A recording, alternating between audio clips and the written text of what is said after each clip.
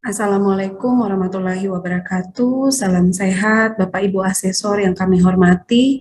Perkenalkan nama saya Yunita Carolina Sati, Nurse MCAP dengan NIDN 0904078805.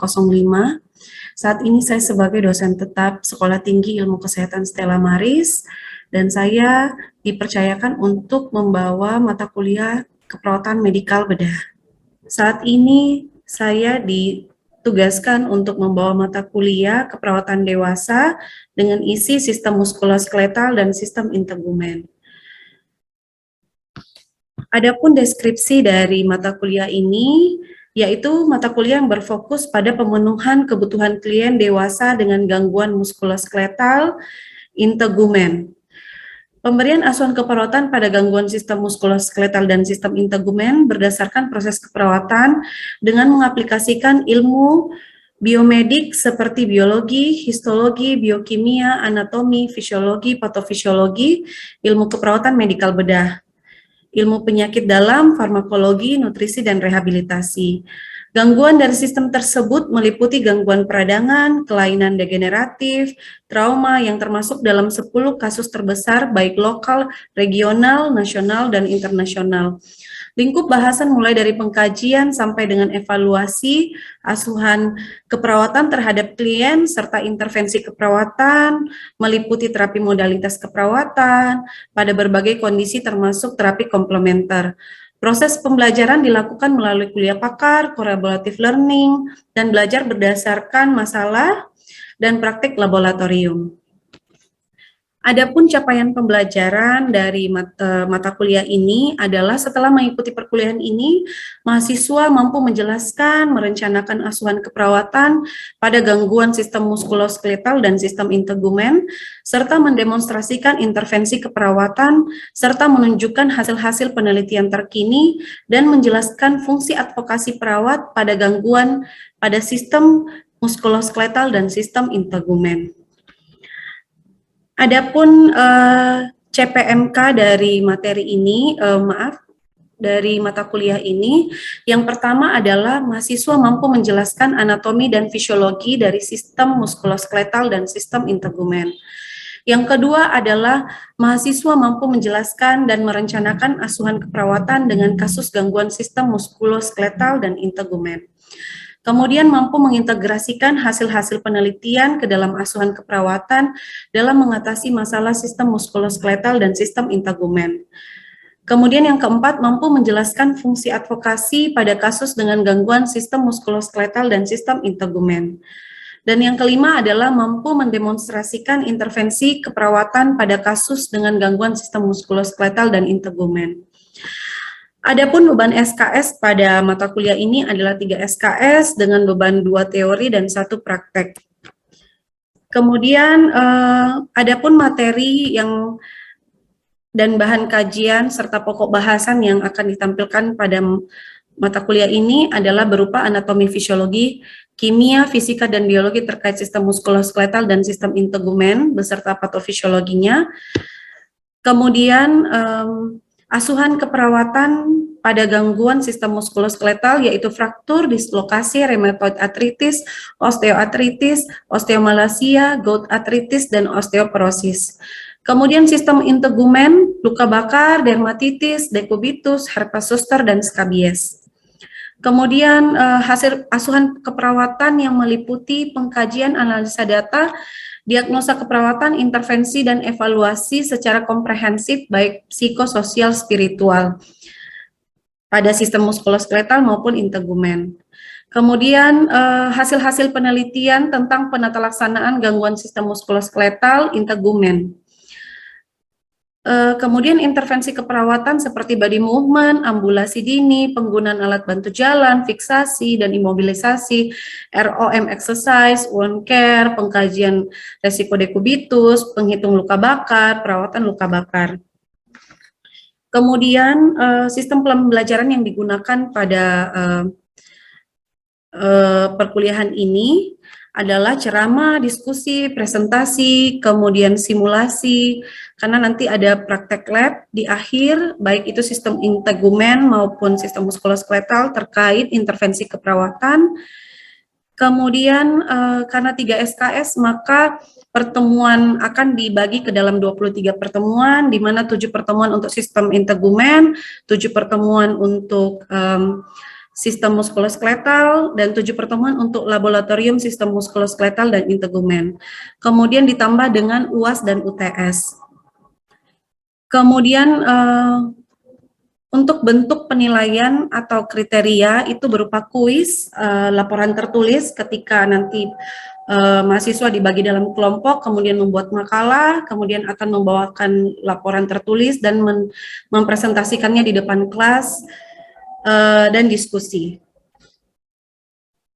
Ya, kemudian untuk di lab itu akan ada OSCE, ujian OSCE, kemudian proses pembelajarannya juga di sana adalah simulasi dan bedside teaching. Adapun unsur penilaian atau proporsi penilaian dari hasil pembelajaran, yang pertama adalah ujian tengah semester itu besar bobotnya adalah 25%, ujian akhir semester 25%, kemudian untuk keaktifan dan diskusi itu nilainya 20%, kemudian penugasan 20%, dan kemudian kehadiran 10%. Demikian uraian dari RPS saya ucapkan terima kasih.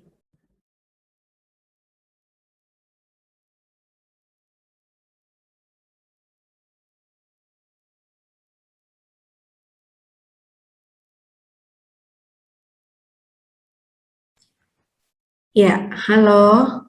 Selamat siang semua. Selamat siang, Ibu. Ya, bagaimana kabarnya? Selamat siang, Bu. Baik, Ibu. Bagaimana kabarnya, Ibu? Puji Tuhan, baik ya. Walaupun di tengah suasana pandemi dengan PPKM level 3, kita tetap bisa melakukan perkuliahan ya, dengan lewat Zoom ini. Semoga teman-teman nanti di pertemuan kita yang pertama ini bisa mendapatkan banyak hal dari materi kita hari ini, walaupun terbatas dengan Zoom. Ya, hari ini kita dengan topik apa? Review anatomi muskuloskeletal. Ya, hari ini kita dengan pertemuan KMB. Di pertemuan pertama terkait anatomi dan fisiologi sistem muskuloskeletal ya. Sebelum kita mulai, teman-teman silahkan akses dulu e-learning. Saya sudah buka portalnya. Silahkan teman-teman untuk akses e-learning dulu.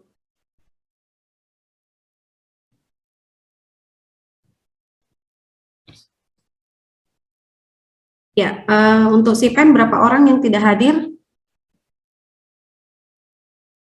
Hadir semua ya? Deva, hadir semua ya? Iya, Ibu. Hadir semua, Ibu. Oke, semuanya sudah akses e-learning? Sudah, Ibu. Sudah, Bu. Oke. Sudah, Bu. Ya, kalau sudah kita masuk ke topik kita, tapi kita berdoa dulu ya sebelum mulai. Silahkan, siapa yang bersedia memimpin kita dalam doa? Saya, Bu. Ya, silahkan, Tino. Baik, Ibu dan teman-teman, sebelum memulai kegiatan kita pada siang hari ini, mari kita buka dengan doa. Izinkan saya membawakannya menurut ajaran Katolik. Mari kita berdoa dalam nama Bapa dan Putra dan Roh Kudus. Amin. Allah Bapa di surga, kami berterima kasih atas waktu yang boleh kami terima hari ini, atas rahmat hidup dan rahmat pemeliharaan yang Kau berikan kepada kami. Terlebih lagi kami bersyukur masih memperoleh kesempatan untuk belajar meskipun lewat media Zoom. Kami mohon kepadamu ya Tuhan, curahkanlah Roh Kudus-Mu menerangi akal budi kami. Semoga apa yang kami pelajari dapat kami amalkan di kehidupan kami yang akan datang. Nama-Mu kami puji dan kami muliakan kini dan sepanjang masa. Amin. Ya, terima kasih Tino. Semua sudah bacakah topik hari ini? Kemarin RPS-nya saya sudah bagikan ya di e-learning, teman-teman kan sudah bisa akses sesuai RPS dan RPKM. Hari ini kita mulai dengan pertemuan pertama, teman-teman akan mendapatkan anatomi dan fisiologi. Tapi ini kan sudah di tingkat 1 kemarin ya, jadi hanya sifatnya review saja. Teman-teman kira-kira sudah baca belum? Sudah, Bu. Ini kayaknya Hani. Oke, ya syukur ada yang sudah baca ya. Oke, karena hanya review, berarti teman-teman silahkan nanti ikut memberi masukan atau tambahan kalau ada yang kurang dari materi saya. Sorry. Ya. Ya, hari ini kita masuk dengan review anatomi fisiologi sistem muskuloskeletal. Ya, kita akan mereview teman-teman kemarin kalau suka makan ayam, suka makan KFC, pernah enggak diperhatikan kondisi tulang? Ada bagian yang bisa digigit, ada yang tidak bisa digigit, Dik? Ya, itu nanti kita lihat ya, kenapa ada seperti itu. Kalau kita melihat kembali, tujuan kita hari ini ada 3. Jadi setelah pembelajaran ini, teman-teman harapannya bisa menjelaskan tentang struktur dan fungsi tulang.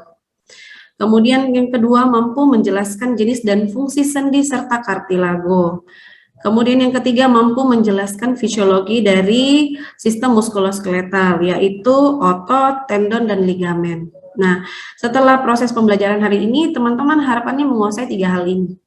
Ya, jadi tentu saja untuk mengetahui teman-teman menguasai atau tidak, nanti di akhir mungkin saya akan lemparkan pertanyaan. Ya, oke, saya lanjut ya. Ya, yang pertama, ketika kita mendengar kata muskulo dan skeletal, ternyata muskuloskeletal itu terdiri atas 2 kata. Yang pertama adalah muskulo, yang kedua suku katanya adalah skeletal, ya. Jadi ternyata muskulo artinya otot, ya, skeletal artinya tulang. Jadi ketika kita bicara muskuloskeletal, artinya kita bicara 2 bagian tubuh kita yang paling besar, yaitu otot dan tulang, ya. Muskulo atau muskular adalah jaringan otot tubuh, atau dengan kata lain kita baca biologi, ya.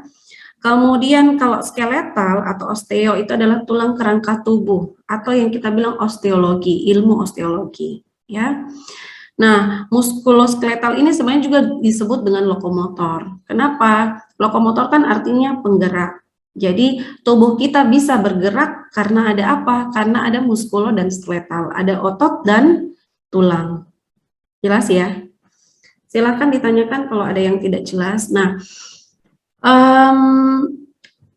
ada beberapa bagian yang penting dari muskuloskeletal. Yang pertama adalah otot atau yang kita biasa bilang muscle, ya. Kemudian tulang atau skeletal. Nanti kita lihat gambarnya.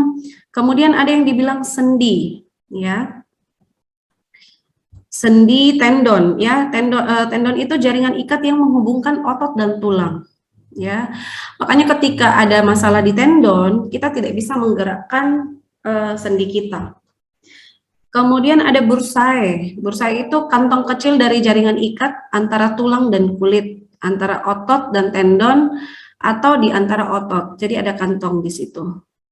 Tapi isinya adalah jaringan ikat, sebenarnya untuk meningkatkan fungsi dari otot sendiri.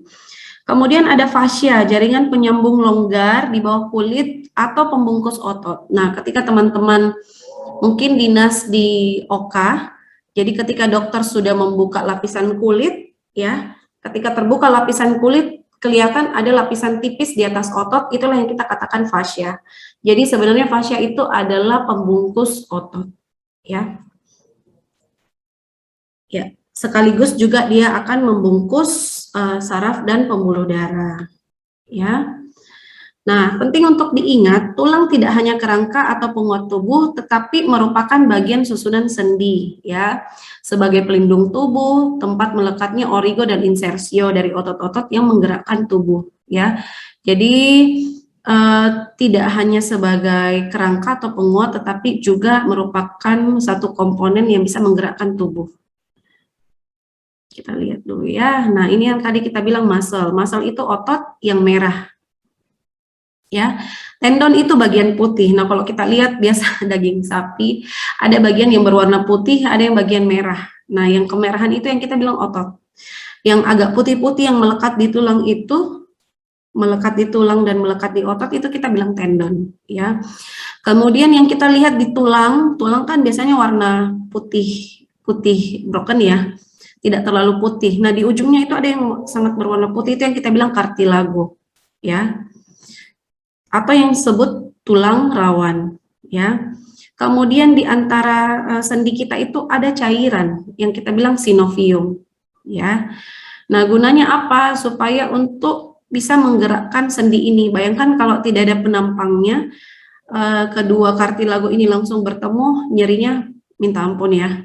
Nah, itu yang terjadi pada usia-usia 60 tahun ke atas yang kartilagonya sudah rusak. Kemudian ini tulang, ini ligamen. Ya. Tadi jaringan ikat yang mempertemukan kedua ujung tulang. Nah, itu ligamen. Ya. Dia lebih kuat ya. Kalau ligamen ini lebih kuat. Dia lebih keras ya dibanding tendon dan muscle. Oke, mungkin itu bagian-bagiannya. Nah, ini bursa tadi ya. Jaringan ikat di antara otot dan tulang. Iya, komponen dan fungsi tulang ya. Yang pertama, tulang terbentuk dari jaringan mesenkim ya. Jaringan mesenkim dengan komponen utama jaringan tulang adalah mineral dan jaringan organik ya. Jadi kenapa kita butuh mineral? Kenapa kita butuh kalsium, fosfor? Itu semua termasuk mineral karena apa? Karena ternyata itu pembentuk jaringan mesenkim. Isinya apa jaringan organik ini? Kolagen dan proteoglikan. Ini adalah bagian proteinnya dan kolagen. Kalau teman-teman ingat, kolagen itu adanya di mana?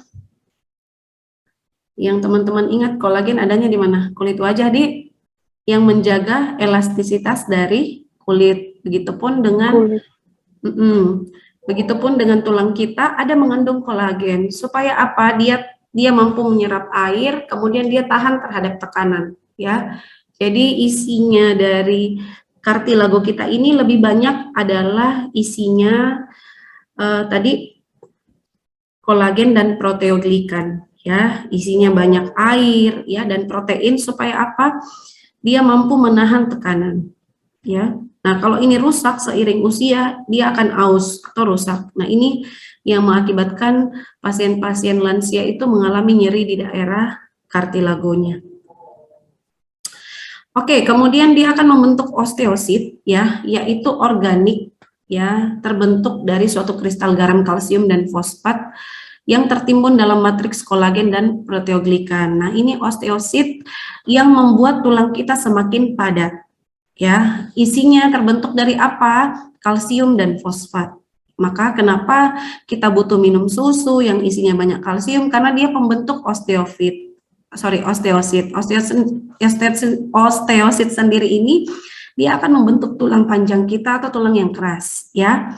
70% osteosit ya termasuk kolagen tipe 1 yang membentuk kekakuan dan pengerasan pada tulang ya. Jadi ini akan menurun seiring pertambahan usia.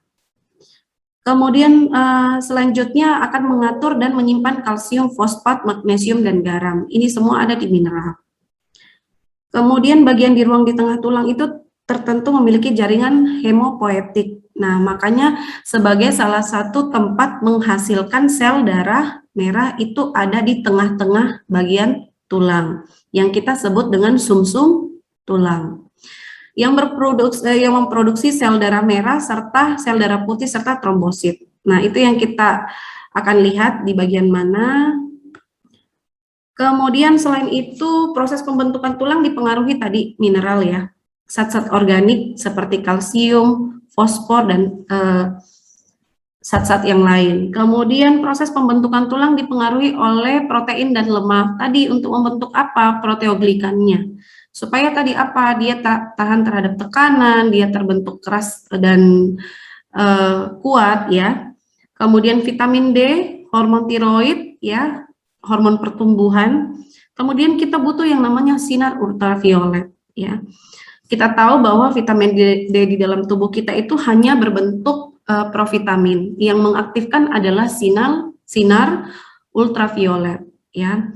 Yang tadinya kita bilang dia di jam 9 dan 10, penelitian terbaru mengatakan sumber yang bisa mengaktifkan provitamin D kita itu ada di jam 11 sampai jam 1. Ya, jadi jangan takut untuk kena panas matahari di jam 11 siang karena ternyata dia mampu mengaktifkan provitamin D itu di dalam tubuh kita bisa berubah menjadi vitamin D. Tuh, dan vitamin D itu penting untuk tulang kita. Oke, saya lanjut ya. Nah, ini adalah lapisan-lapisan tulang. Nah, kalau secara umum yang paling penting teman-teman pahami adalah tulang kita itu terbagi 3 bagian yang penting. Ada yang dikatakan diafisis. Diafisis ini bagian tengah tulang. Kemudian bagian pinggir itu yang kita katakan epifisis, ya. Nah, bagian diafisis inilah yang kalau kita makan ayam goreng, jangan ayam mentah, ayam yang sudah digoreng, bukan ayam yang belum digoreng. Kalau kita makan, itu akan tidak bisa dimakan di sini, tidak bisa dikunyah, ya. Karena kenapa? Di sini adalah terdiri atas tulang kompak dan tulang-tulang yang keras. Diafisis. Kenapa? Karena di dalamnya ada pembuluh darah dan sumsum tulang belakang sebagai penghasil darah, sel darah merah, darah putih, dan trombosit. Jadi dia sangat keras di sini karena untuk melindungi sumsum tulang. Kemudian di bagian epifisis ini ada yang namanya sponge, tulang sponge ya. Tulang sponge ini dia tampak berlubang-lubang ya kalau kita lihat. Nah, ini juga didominasi sama tulang yang sifatnya kartilago ya, atau tulang rawan. Nah, daerah sini bisa kita kunyah nih pada saat makan ayam. Nah, ini yang putih-putih ini yang kita bisa makan. Tetapi bagian tengah sini adalah bagian yang tulang yang paling keras ya, karena sebenarnya pusat pertumbuhan tulang adanya di diafisis ya. Nanti setelah kita lahir, kemudian sampai di dewasa itu dia akan berkembang di daerah epifisis ya. Tulang kita bertambah panjang, yang bertambah panjang daerah sininya. Di sini, epifisis line. Nah, ini ketika kita scan, bone scan ya, ini akan terlihat ada cakram, seperti cakram di sini atau batas ya, yang kita kenal dengan epifisis line. Nah, inilah yang bertumbuh semakin panjang ya. Jadi bagian ini tulang kita itu akan bertumbuh sampai kita usia dewasa. Jadi setelah lahir bukan diafisis lagi yang akan bertumbuh, tetapi epifisis ya sampai kita dewasa. Nah, ini tadi bagian-bagiannya. Ini Nah, ini paling luar ada namanya periosteum. Ini adalah lapisan tulang paling luar, kemudian juga lapisan yang menutrisi tulang. Kemudian masuk ke dalam ada bagian yang lebih padat yang kita bilang compact bone yang banyak mengandung kalsium, fosfor, dan seterusnya, mineral-mineral yang lain. Kemudian di setelah compact itu ada bagian yang bentuknya berlubang-lubang atau kita bilang tulang sponge ya. Karena dia berlubang-lubang. Kenapa strukturnya seperti itu? Karena akan dilalui oleh pembuluh darah. Kemudian di lapisan paling dalam itu ada sumsum tulang ya, yang isinya adalah saya kembali lagi, yang isinya adalah jaringan hemopoietik yang gunanya untuk apa? Menghasilkan sel darah merah, sel darah putih, dan trombosit. Itu ya. Yang melapisi sumsum tulang itu masih ada lapisan dalam ya, endosteum. Oke, sampai di sini ada pertanyaan. Kalau endosteum ini bukan lapisan tulang ya, tetapi dia sudah jaringan ikat. Oke, saya lanjut. Nah, ada beberapa yang teman-teman harus ingat bahwa sel penyusun tulang itu ada 3 yang terpenting. Yang pertama adalah osteoblast yang berfungsi untuk pembentukan tulang. Jadi tadi kita sudah mendengar apa sih itu osteosit. Osteosit itu adalah pembentuk tulang yang keras ya. Sedangkan siapa yang membentuk osteosit itu osteoblast. Menghasilkan jaringan osteosit dan mengekskresikan fosfat dalam pengendapan kalsium dan fosfat ke dalam matriks tulang ya. Jadi kemudian dia membentuk jaringan osteosit. Kemudian osteosit sendiri adalah sel-sel tulang dewasa ya. Jadi kalau sudah terbentuk dari jaringan osteosit, kita sudah bilang sebagai tulang keras atau tulang dewasa yang bertindak sebagai lintasan untuk pertukaran kimiawi melalui tulang yang padat. Nah, kemudian yang terakhir adalah osteoklas. Ketika ada sel tulang yang rusak atau kondroitin atau tulang rawan yang rusak, maka yang membersihkan atau menghancurkan sisa-sisa sel tulang yang rusak tersebut adalah osteoklas, ya. Jadi dia mengabsorpsi mineral dan matriks tulang. Sel-sel ini menghasilkan enzim proteolitik atau dia mampu menghancurkan tulang yang memecah matriks menjadi mineral tulang, tulang kalsium fosfat terlepas ke dalam darah. Jadi ketiga sel penyusun tulang ini terbentuk dari pembuluh darah, ya. Jadi osteoblast dan osteosit itu dari mana? Itu dihasilkan dari pembuluh darah. Oke, ada pertanyaan sampai sini? Kalau tidak ada, saya lanjut ke proses pertumbuhan tulang. Proses pertumbuhan tulang itu sebenarnya sudah mulai dari embrio, ya, di minggu kelima. Itu masih sifatnya prakartilago atau yang terbentuk masih berupa tulang rawan yang kita bilang sebagai tulang rawan hialin, fibrin, dan elastis. Kemudian di tahap 2 itu setelah minggu ke-7, minggu ke-8 itu sudah masuk di osifikasi primer dan osifikasi sekunder, ya. Kita lihat satu-satu apa sih osifikasi sekunder dan apa itu osifikasi primer, ya. Nah, tentu saja dari pembuluh darah itu terbentuk yang namanya osteoblast. Tadi osteoblast adalah pembentuk dari sel osteosit, ya. Kemudian dia akan membentuk tulang yang kita sebut lapisan tulang kompak atau kompakta. Sorry, saya kembali sedikit, ya. Nah, ini tulang kompak tadi, ya. Tulang yang setelah periosteum, tulang yang lebih di luar, yang lebih tebal. Nah, itu akan terbentuk lebih dahulu, ya. Sorry. Kemudian dia akan membentuk yang namanya osifikasi primer. Osifikasi adalah pembentukan tulang. Nah, pembentukan tulang primer ini sebenarnya terjadi di dalam kandungan, ya, pada saat masa embrio dan masa fetus. Nah, tulang rawan itu dimulai dari diafisis. Tadi paham, ya, diafisis itu daerah yang mana tadi? Pertengahan tulang atau pinggir tulang? Pertengahan tulang, Ibu. Ya, pertengahan tulang, ya. Nah, sebenarnya tulang kita di dalam pada saat kita masih embrio atau fetus, itu di dalam kandungan tulang yang paling pertama tumbuh adalah bagian tengah-tengah, yang kita bilang diafisis, ya. Walaupun hanya berupa tulang rawan dulu, kemudian diisi oleh osteoblast, ya. Kemudian oke, ini terlihat jelas, ya. Ya, kemudian daerah tersebut akan terisi zat kapur atau kalsium, ya.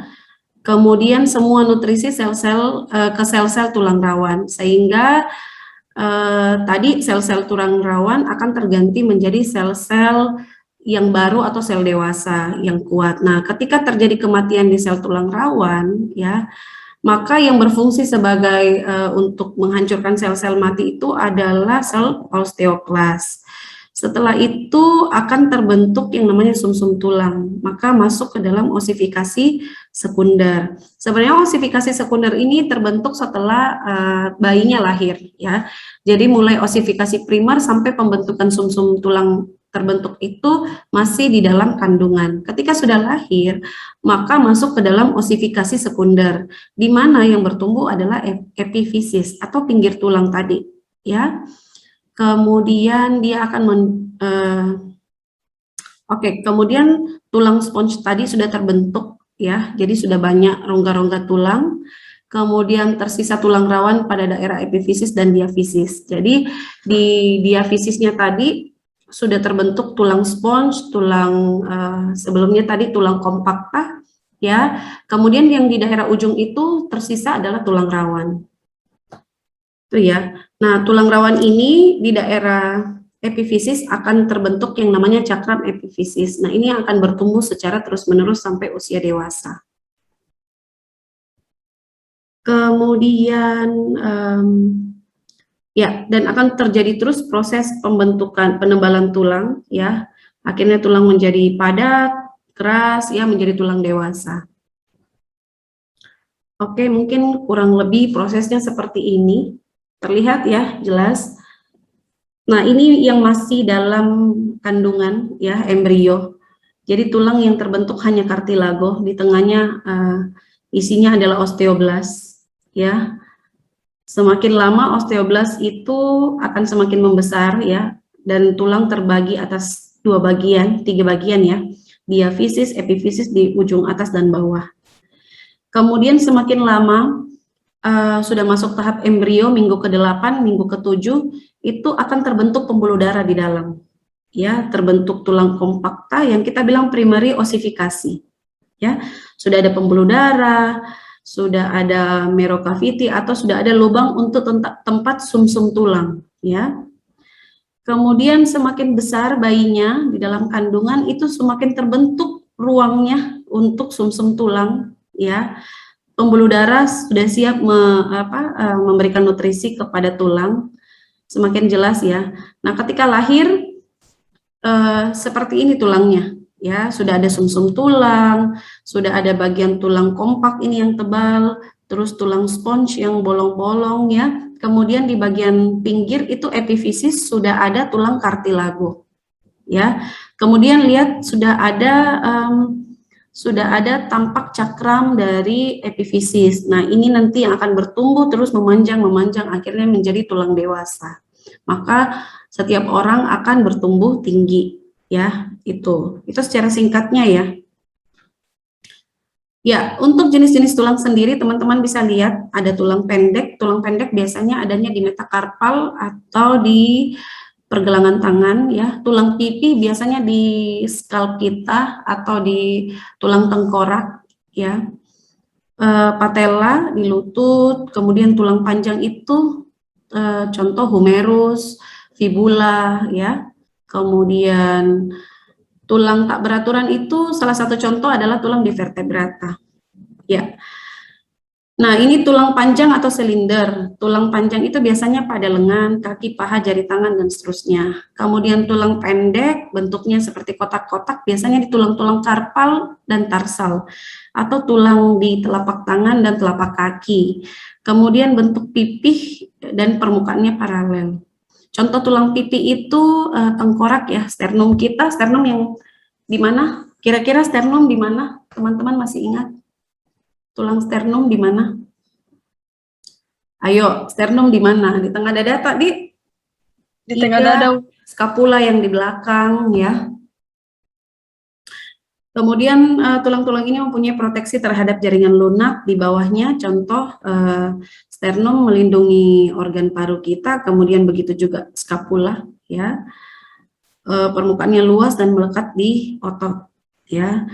Kemudian tak beraturan contohnya adalah tulang belakang atau vertebra ya. Kemudian tulang sesamoid berbentuk kecil, tipis dan seperti biji-bijian ya. Contohnya adalah tulang patella di lutut kita. Sementara tulang sutura berbentuk kecil, tipis, tidak beraturan, tersebar di tulang tengkorak. Ya, nanti silakan teman-teman melihat kembali gambarnya. Sorry.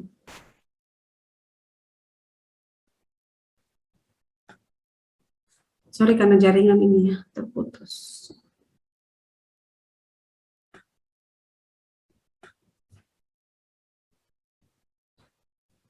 Ya, ini contohnya ya. Tulang pendek di karpal ya, tulang yang tidak beraturan bentuknya itu contoh tulang belakang ya, dari cervical sampai lumbal itu beda-beda bentuknya, beda-beda ukurannya. Sesamoid itu contoh tulang patella, tulang panjang banyak ya, humerus ya, ini fibula ya, itu contohnya femur.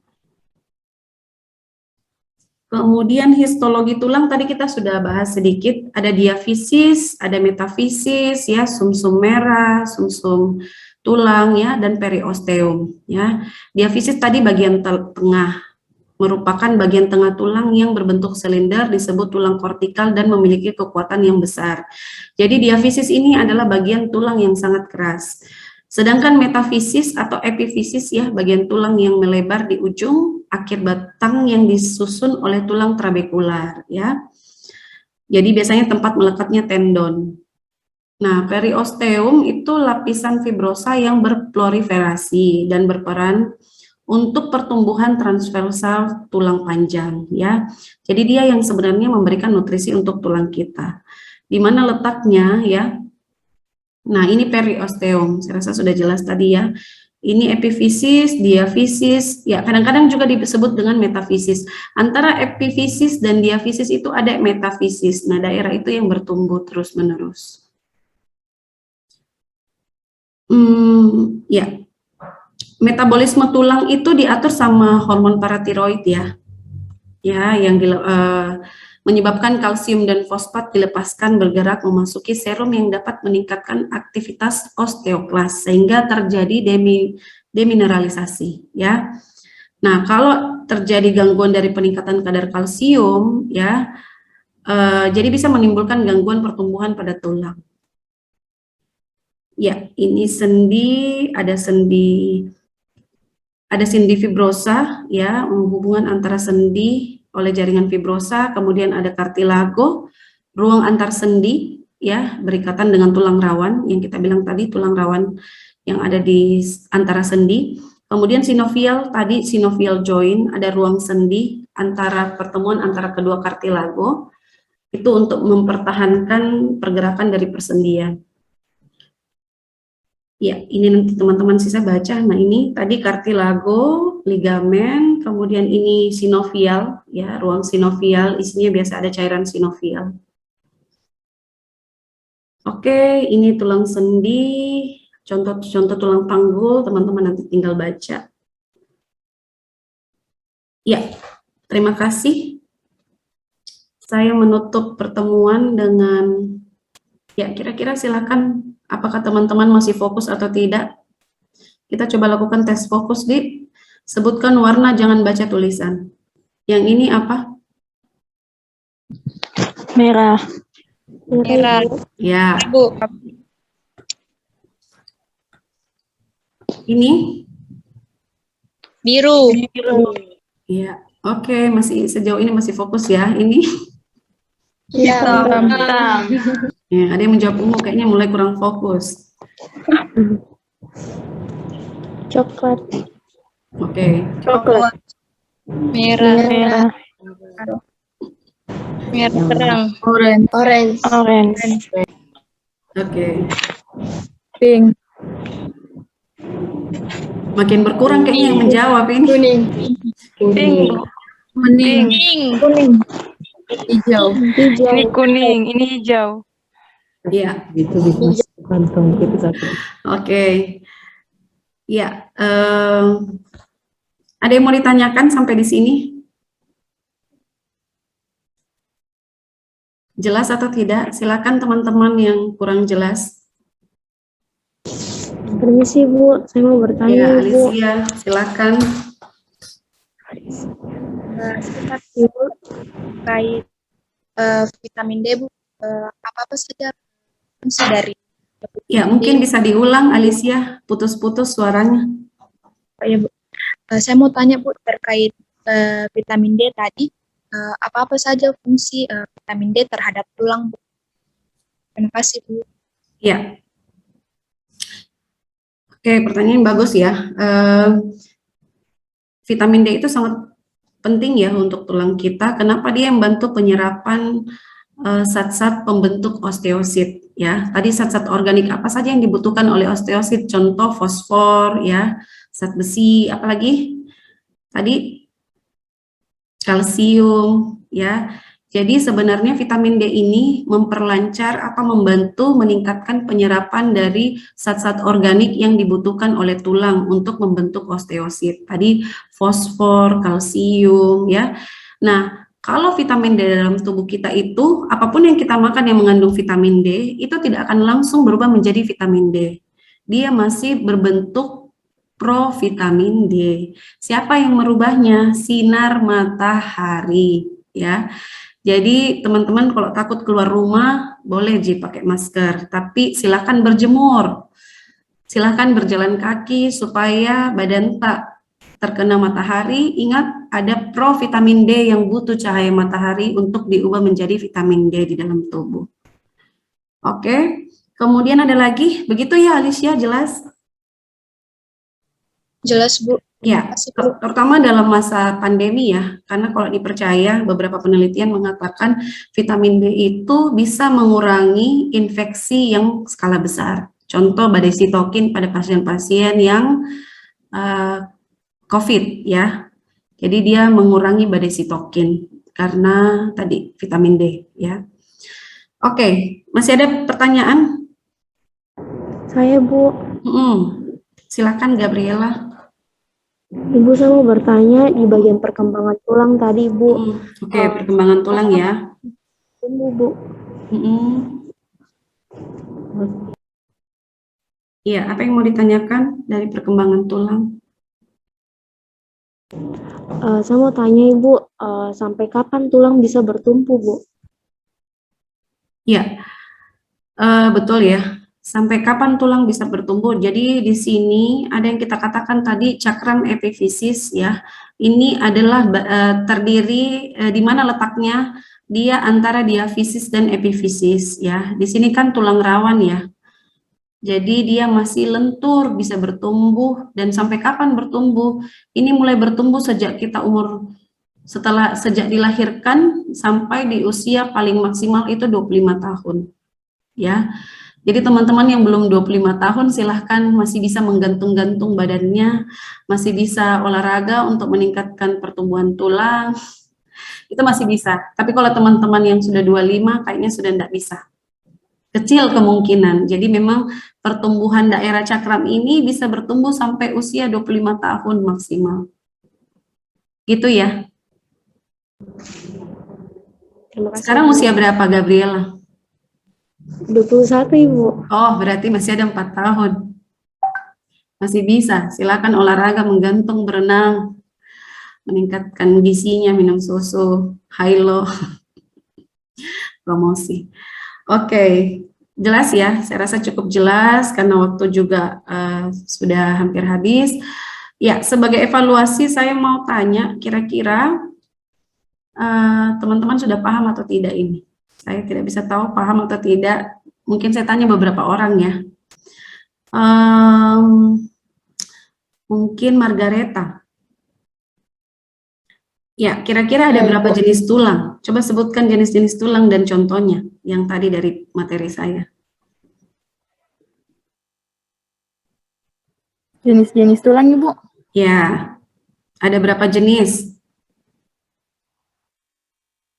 Tadi jenis tulang panjang, apalagi?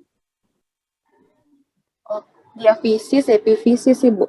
Ya, tulang panjang, tulang pipi, tulang pendek, ya. Contoh tulang panjang itu yang mana? Ya, Ibu. Tulang panjang contohnya? Ya. Contoh tulang panjang bisa ditemukan di lengan, Ibu, paha, kaki, ya. jari tangan. Oke, betul. Kemudian